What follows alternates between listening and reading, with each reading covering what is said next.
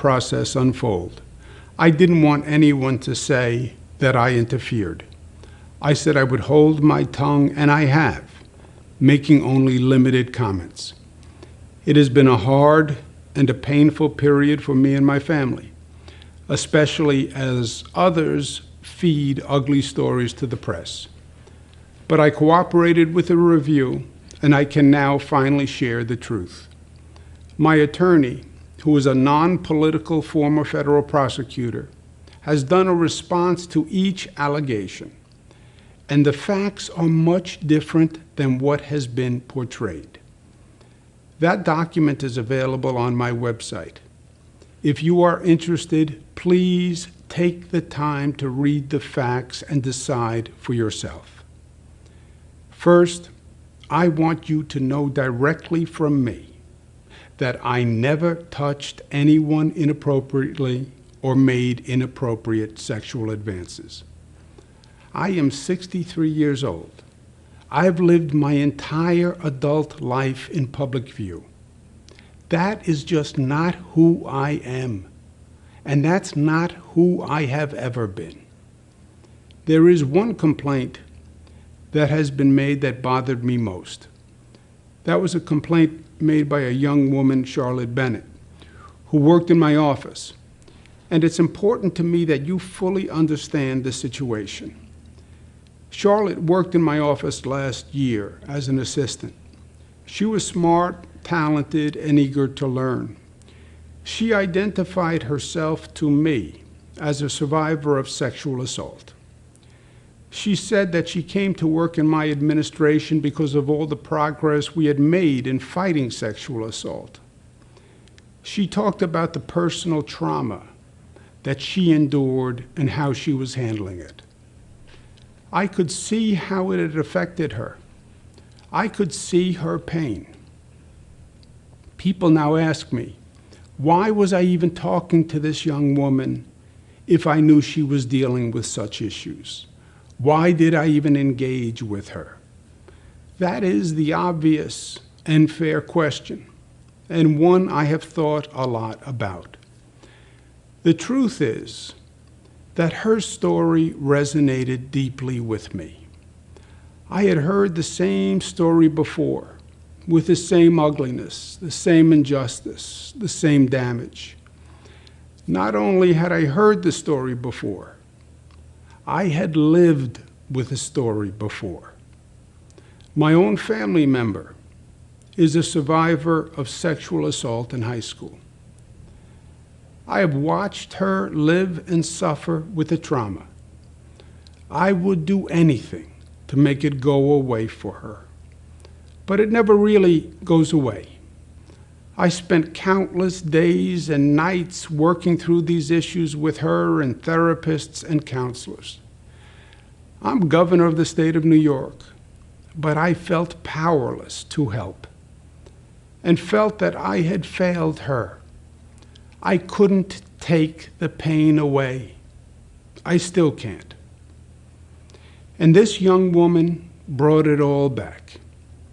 She is about the same age. I thought I had learned a lot about the issue from my family's experience. I thought I could help her work through a difficult time. I did ask her questions I don't normally ask people.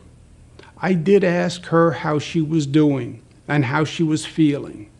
And I did ask questions to try to see if she had positive, supportive dating relationships. I know too well the manifestations of sexual assault trauma and the damage that it can do in the aftermath. I was trying to make sure she was working her way through it the best she could. I thought I had learned enough and had enough personal experience to help her. But I was wrong. I have heard Charlotte and her lawyer, and I understand what they are saying. But they read into comments that I made and draw inferences that I never meant. They ascribe motives I never had. And simply put, they heard things that I just didn't say. Charlotte, I want you to know that I am truly and deeply sorry. Touching a woman's face at a wedding and then kissing her on the cheek, that is not front page news. I've been making the same gesture in public all my life. I actually learned it from my mother and from my father. It is meant to convey warmth, nothing more. Indeed, there are hundreds, if not thousands, of photos of me using the exact same gesture. I do it with everyone, black and white, young and old, straight and LGBTQ, powerful people,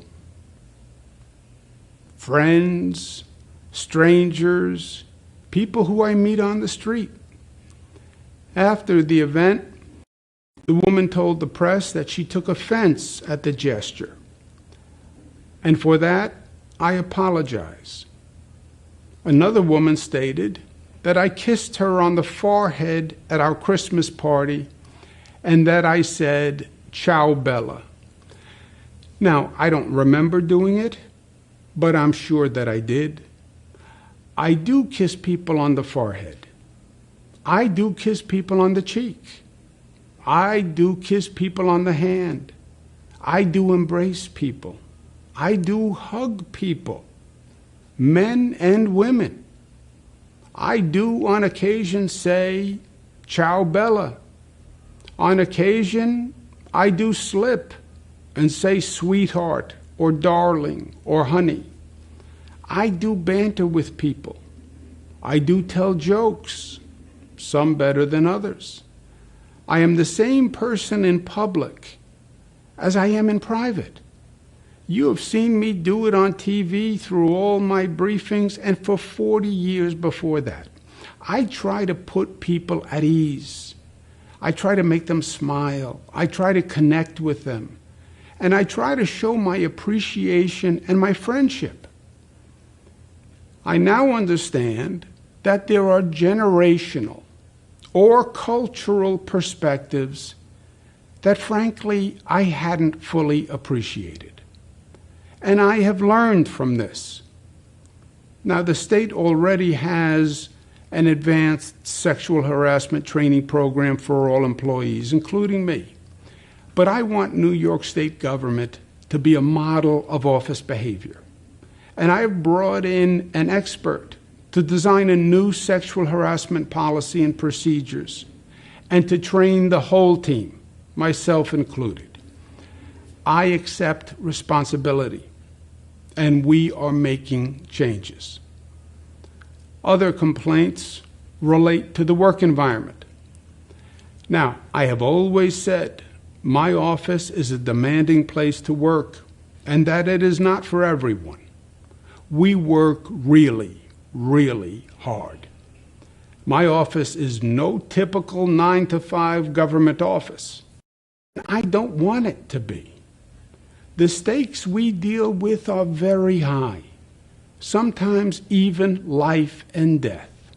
We have to get the job done. I promised you that I would, and I will. But now, a number of complaints target female managers, which smacks to me of a double standard. First, when have you ever seen male managers maligned and villainized for working long hours or holding people accountable or for being tough? A strong male manager is respected and rewarded, but a strong female manager is ridiculed and stereotyped. It is a double standard. It is sexist, and it must be challenged. Also, remember where we are. Today, we are living in a superheated, if not toxic, political environment. That shouldn't be lost on anyone.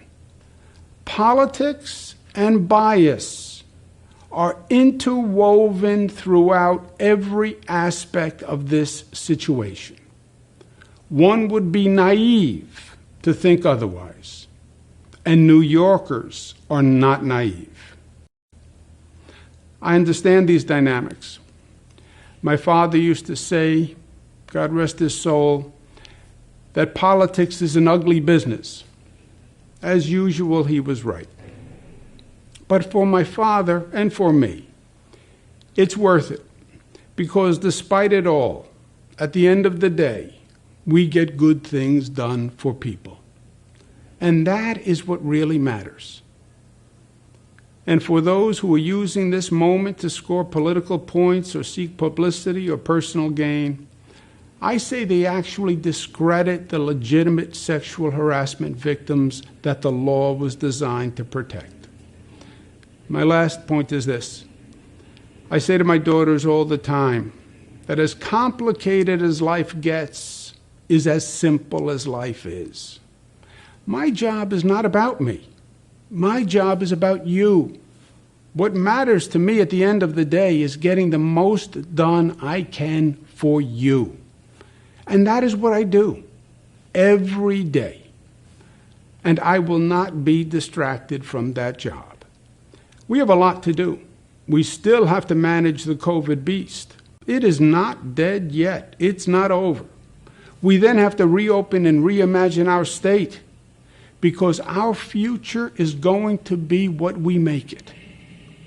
I know we can do these things because I know the strength and the character of New Yorkers. Look at the progress we made on COVID. It is amazing. We went from the highest infection rate in the country to one of the lowest infection rates in the country. Nobody thought that we could do it, but New Yorkers did it. That shows that there's nothing that we can't do when we work together. Together as one community, as one family, as New Yorkers. We will. Thank you.